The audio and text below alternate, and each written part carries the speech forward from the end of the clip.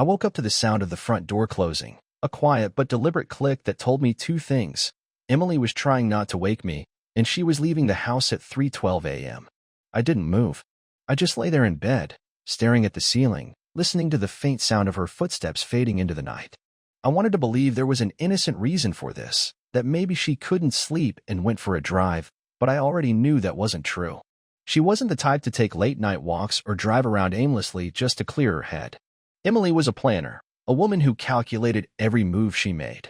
And right now, she was planning for me to stay asleep, to never question why she had to leave our bed in the dead of night. I turned my head toward the window, just in time to see the headlights of a car pulling away from the curb. Not our car. A different one I had never seen before. My stomach twisted as I watched it disappear down the street, and for a long moment, I considered letting it go. Maybe I was overthinking it. Maybe she was meeting a friend who needed help. Maybe she just needed to be alone. But no matter how many excuses I tried to feed myself, they all tasted like poison. I threw off the covers and got out of bed, moving quietly through the house, my bare feet barely making a sound against the hardwood floor. My heart was hammering in my chest, and I could feel the adrenaline surging through me, making my hands shake as I grabbed my jacket and keys. I wasn't thinking straight. I knew that. But I also knew that if I just went back to bed and pretended like I hadn't heard anything, I'd never forgive myself. By the time I was outside, my car was already running. I didn't even remember starting it. The air was cold, the kind of sharp, biting chill that made it hard to breathe, but I barely noticed. My eyes were locked on the empty street ahead, on the direction she had gone. I didn't know where I was going. I didn't even know what I was looking for. But I was going to find it. It didn't take long. A few turns, a few random guesses, and then I saw it, her. Standing outside a hotel parking lot, her arms wrapped around someone else, their faces close, their bodies pressed together like they were sharing a secret. My stomach dropped, my hands tightening around the steering wheel so hard my knuckles turned white. I should have looked away. I should have turned the car around and left. But I couldn't. Because Emily wasn't just standing there. She wasn't just meeting someone in secret. She was laughing, smiling, looking at him the way she used to look at me. And just like that, I knew. My wife was cheating on me. I gripped the steering wheel so hard my hands ached. My breathing shallow and controlled, forcing myself to stay still as I watched my wife stand in front of that hotel, acting like a woman who had no husband sleeping at home. She wasn't nervous. She wasn't checking over her shoulder. She wasn't in a hurry. She was comfortable. Relaxed. As if this wasn't the first time. The way her body moved when she leaned into him. The way she touched his chest with familiarity, the way his hands settled on her waist like they belonged there, it wasn't something new. It was something rehearsed, something routine. I could feel the heat crawling up my neck, a sickening mix of fury and humiliation, my body stiff with the realization that I was looking at a moment she had probably shared more times than I would ever know. I should have gotten out. I should have walked over there and torn the whole thing apart, demanded an explanation, made her face what she had done. But I didn't. I just sat there, gripping the wheel like it was the only thing keeping me together, my heart slamming against my ribs as I forced myself to take in every detail.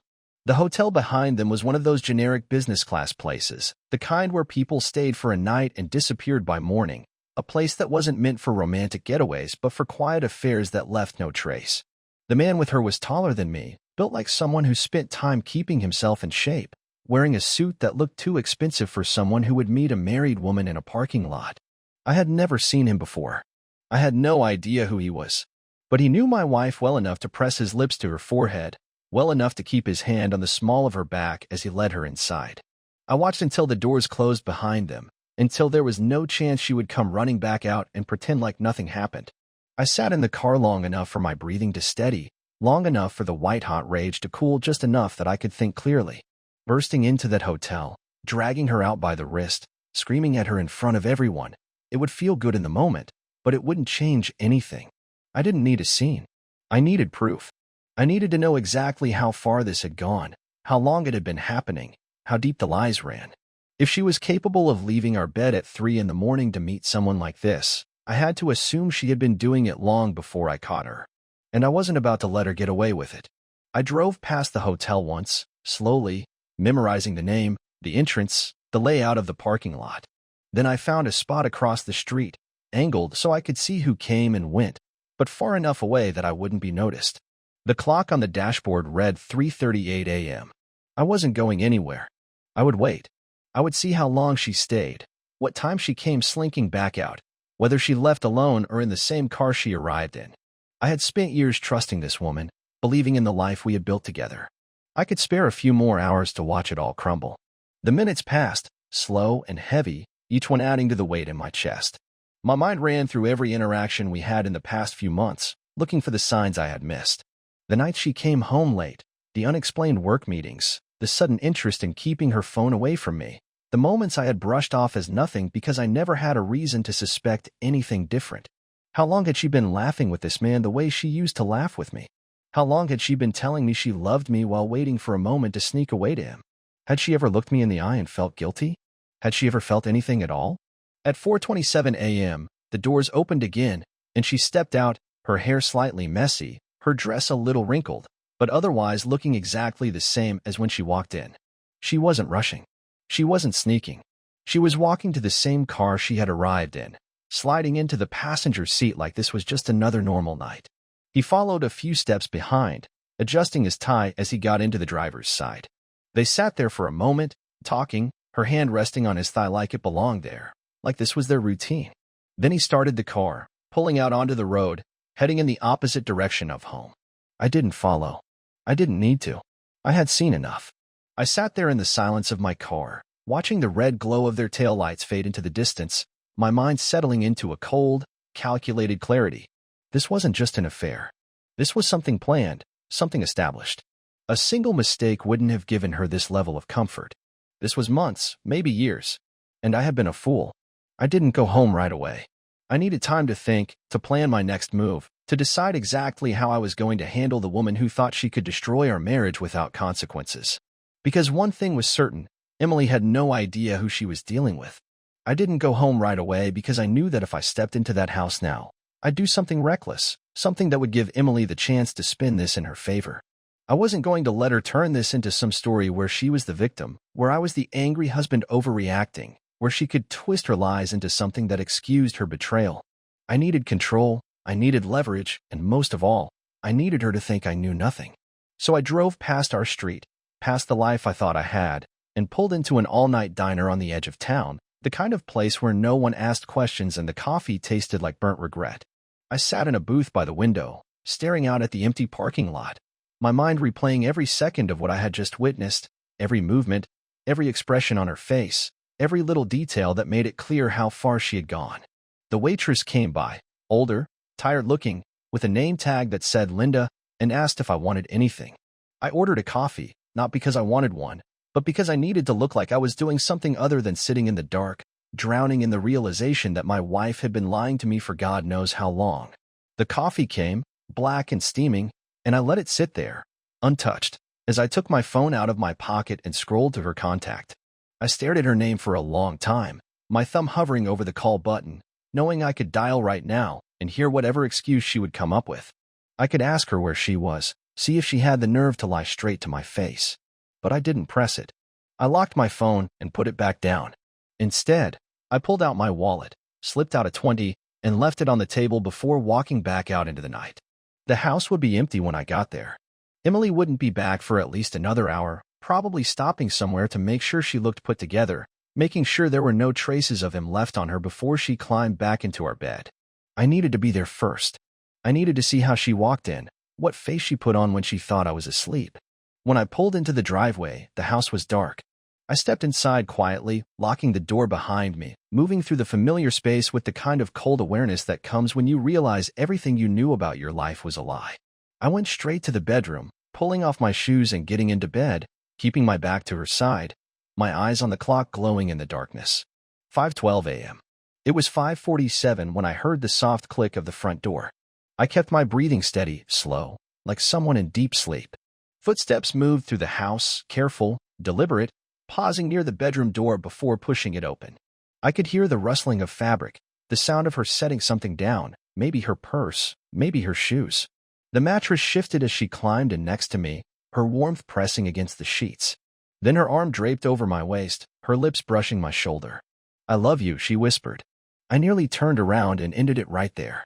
The rage that had been simmering beneath my skin threatened to boil over, but I forced myself to stay still, to let the moment pass, to let her think she was safe. Because if she thought she was safe, she wouldn't see what was coming. She drifted off quickly, her breathing evening out, her body completely relaxed against mine, and that was the final confirmation I needed. No guilt, no hesitation, no sign that she had just been in another man's bed an hour ago. This wasn't something she regretted. This was something she had accepted. And that meant she had no idea that I was about to burn her entire world to the ground. The morning started like any other, except everything was different. I woke up before Emily, just like I always did, but today, I didn't roll out of bed with the mindless routine of a man getting ready for another ordinary day. I lay there, staring at the ceiling, feeling the weight of her arm still draped over me, the same arm that had probably been wrapped around him hours ago. The thought made my stomach turn, but I forced myself to stay still, to breathe evenly, to pretend I hadn't spent the last few hours lying awake, listening to her sleep peacefully beside me like nothing had happened. The rage was still there, simmering beneath the surface, but I kept it locked down. It wasn't time yet. I slipped out of bed carefully, making sure not to wake her. She mumbled something in her sleep, shifting slightly, but didn't stir. I stood there for a moment, watching her, taking in every detail, her hair splayed across the pillow, the relaxed expression on her face, the way she had no idea that everything she thought was safe was already unraveling. Then I turned away, grabbed my phone from the nightstand, and walked out of the room. The house was silent as I moved through it, each step feeling heavier than the last. I went straight to the kitchen, poured myself a coffee, and sat at the table, my hands wrapped around the mug as I stared at my phone. I could call her right now, wake her up with the truth, watch her scramble for excuses, watch her try to salvage something that was already beyond repair. But that wasn't enough. I didn't want an argument. I wanted to dismantle everything she thought she had gotten away with. Instead, I opened my laptop. If she had been this comfortable sneaking around, then she had been careful. That meant I wouldn't find anything obvious, no text left behind, no email she had forgotten to delete. But no one was perfect. There was always something. I started with her cloud storage, a backup she never paid attention to, the place where all her synced data sat untouched because she never needed to access it. I scrolled through the folders, my heart pounding as I clicked through files, digging through the past few months. And then I found it. Photos. Videos. A hotel reservation. I stared at the screen, my grip on the coffee mug tightening as I clicked through each image, each moment she had carelessly documented, each piece of proof that turned suspicion into certainty. There was nothing intimate, nothing overt, but it didn't matter. A picture of them in a restaurant. Another of her car parked outside the same hotel from last night. A screenshot of an Uber ride she had taken to meet him. Pieces of a puzzle she hadn't realized she was leaving behind. Morning, Emily's voice came from behind me. I shut the laptop calmly, turning to look at her as she walked into the kitchen, stretching slightly as she reached for a mug. She looked at me, smiled, completely unaware that I had just uncovered enough proof to rip our marriage apart. "You're up early," she said, pouring herself coffee. "Couldn't sleep," I replied, keeping my voice even. She nodded, sipping her coffee as she leaned against the counter, completely at ease. She wasn't tense. She wasn't acting guilty, because she thought she had gotten away with it. "Are you working from home today?" she asked casually, blowing on her coffee. "Yeah," I said, watching her carefully. "Got some things I need to take care of." "Okay," she said, smiling. "I might go out for a bit later, meet up with Lauren for lunch." Lauren, her best friend. The same excuse she had used before when she was really meeting him. I nodded, pretending not to care, pretending I wasn't already planning how to use every bit of evidence I had just found. "Sounds good," I said, standing up and grabbing my laptop. "I've got some work to do." She didn't even look suspicious. She just smiled, took another sip of her coffee, and turned away. And that's when I knew. She was so confident in her lies that she had no idea that by the end of the day, she would regret every single one of them. I sat in my office with the door closed, the laptop in front of me still displaying the folder of evidence I had gathered. The proof was undeniable, and the weight of it pressed down on me, but I forced myself to stay calm, to think clearly. I wasn't going to let anger dictate my actions. I had watched too many people in my life lose everything because they reacted too soon, because they let their emotions get the best of them. That wasn't going to be me. I wasn't just going to confront her. I was going to make sure she felt every ounce of what she had done. I picked up my phone and scrolled through my contacts until I found the name I was looking for. Lauren. If Emily was going to use her best friend as an alibi, I wanted to hear it for myself. I hit the call button and waited, listening to the dial tone until her voice came through, bright and cheerful. "Hey, what's up?" "Hey, Lauren," I said, keeping my voice casual. "Emily mentioned she might be meeting up with you later for lunch. You guys have plans?" There was a slight pause, just enough for me to know she was trying to figure out why I was asking. Then she answered, just as easily as I expected. "Oh, no, actually. I haven't talked to her about anything today." I closed my eyes for a brief second, taking in the confirmation. Emily was still lying, still covering her tracks even though I already knew the truth. "Got it," I said, pretending not to care. "Maybe she meant tomorrow or something." "No worries." Lauren laughed lightly. "Yeah, probably. You know how she is, always making last-minute plans." I forced a chuckle, said goodbye, and hung up. So, she was still playing the game, still slipping out of the house under false pretenses, thinking I was the fool she had always assumed I was. That was fine. That just meant I had more time to set everything in motion. I spent the next 2 hours making calls, sending emails, laying the groundwork for what came next. My first call was to a lawyer, one I had already looked up before, just in case, but now I was ready to move forward. I booked a consultation, got the details of what I needed to proceed, and made sure everything would be in place when the time came. I wasn't going to give Emily the luxury of dragging this out or making excuses. When I confronted her, it would be with legal paperwork already waiting on the table. Next, I called a locksmith. If she was going to sneak around, if she thought she had control over this situation, she was about to learn how wrong she was. By the end of the day, the locks would be changed. She wasn't going to walk back into this house like nothing had happened. She wasn't going to sleep in the bed she had betrayed. She wasn't going to have the chance to cry and beg her way out of what she had done. Then, I went back to my laptop, downloading every piece of evidence I had collected onto a flash drive. The photos, the hotel reservations, the records of the Uber rides, every little piece of proof that showed exactly what she had been doing behind my back. I printed copies, sealed them in an envelope, and placed them on the desk in my office. I didn't know if she would try to deny it, try to gaslight me into thinking I was overreacting, but it didn't matter. There was nothing left to argue. By the time Emily walked out of the bedroom, dressed and ready to leave, I was sitting in the living room, waiting. She smiled at me like everything was fine, like she wasn't about to go meet another man while her husband sat at home. "I'll be back in a couple of hours," she said casually, grabbing her purse. "Have fun," I replied, watching her carefully. She hesitated for a second, maybe picking up on something in my tone, but then she nodded and walked out the door. I didn't follow. I didn't need to. I already knew where she was going. I already knew what she was doing. And when she came back, she was going to find out exactly how much I knew. I sat in the living room, calm, steady, my hands resting on my knees as I waited. Every detail had been handled, every piece of evidence laid out, every loose end tied up. There was nothing left for Emily to twist, no room for her to manipulate the situation into something she could salvage. The locks had been changed an hour ago, the divorce papers were sitting on the dining table with my lawyer's card, and the envelope with everything I had gathered was placed neatly on top. There was no screaming, no begging, no second chances. When she walked through that door, she was going to realize that her lies had finally caught up with her. It was just past 5 when I heard her car pull into the driveway. I didn't move, didn't react as I listened to the sound of her heels clicking against the pavement. Then the rattle of her key in the lock. Another rattle. And then silence. A pause. A realization.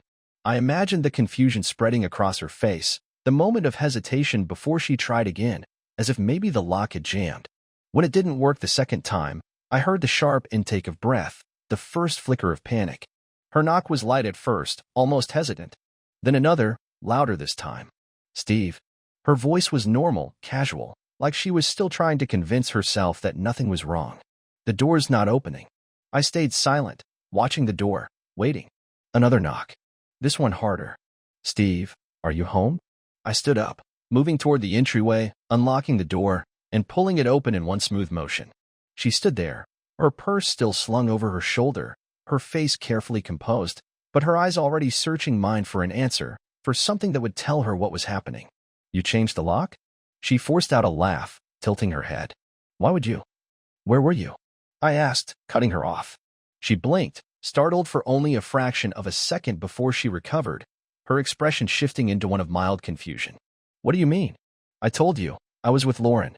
I stared at her, waiting, letting the silence stretch just long enough to make her uncomfortable. I just talked to Lauren, I said finally. She hasn't seen you all day. Her lips parted slightly, her throat moving as she swallowed, but she held on to the act, shaking her head like she couldn't believe what I was saying. She must have misunderstood. Maybe she forgot. Don't, I interrupted, stepping aside and pointing to the dining table. Go look. She hesitated, her body rigid as she glanced past me, her gaze landing on the papers, the envelope, the business card. Her breath hitched, the color draining from her face as the pieces clicked together in her mind. Steve, wait. Go look, I repeated. She stepped inside slowly, her movements stiff, mechanical. She reached for the envelope first, her fingers trembling slightly as she opened it, pulling out the printed photos, the hotel confirmation, the messages I had retrieved. She flipped through them quickly, her breathing growing uneven, and then she dropped them onto the table like they burned her. Her eyes darted to the divorce papers next, her chest rising and falling rapidly as the reality of it all settled in. This isn't, she shook her head, swallowing hard. This isn't what you think, Aya. It's exactly what I think, I said, my voice flat, emotionless. And it's exactly what you've been doing. She exhaled sharply, running a hand through her hair, her entire body tense. Steve, listen to me, please. It didn't mean anything? I finished for her, letting the words hang between us. That's what you're going with? She opened her mouth, then closed it, looking down at the table, at the pile of evidence she couldn't explain away. How long? I asked. She hesitated, still holding on to the last thread of whatever lie she was trying to construct. How long, Emily? A few months, she admitted finally, her voice barely above a whisper. I let out a short laugh, shaking my head. Try again. She flinched. Steve, please. I messed up, I know that, but we can now. There is no we anymore, I said, cutting her off again. You made sure of that. Her breathing hitched, her eyes glassy now, but I didn't care. I want you out, I said simply. I already packed some of your things. The rest can be arranged later, but you're not staying here. Steve. I'm not asking. She stared at me, her lower lip trembling slightly, but she saw it in my face. There was nothing left to save, nothing left to argue. She had spent months sneaking around, lying to my face, walking into her home like she wasn't carrying another man on her skin, and now she wanted to talk? Now she wanted to explain? I didn't want to hear it. She let out a shaky breath, wiping at her face, and for a moment, I thought she might fight it, might refuse to leave. But then she nodded slowly, turning toward the door. She paused, gripping the frame tightly before looking back at me. Do you hate me? She asked quietly. I didn't answer right away. I thought about everything, the nights I had spent believing in her, the mornings she had kissed me goodbye before meeting him, the way she had whispered, I love you, while planning her next lie. I thought about the moment I had seen her in that parking lot, the moment I had realized that the woman standing in front of me wasn't the person I had married. I don't feel anything for you anymore, I said finally. And that was the truth.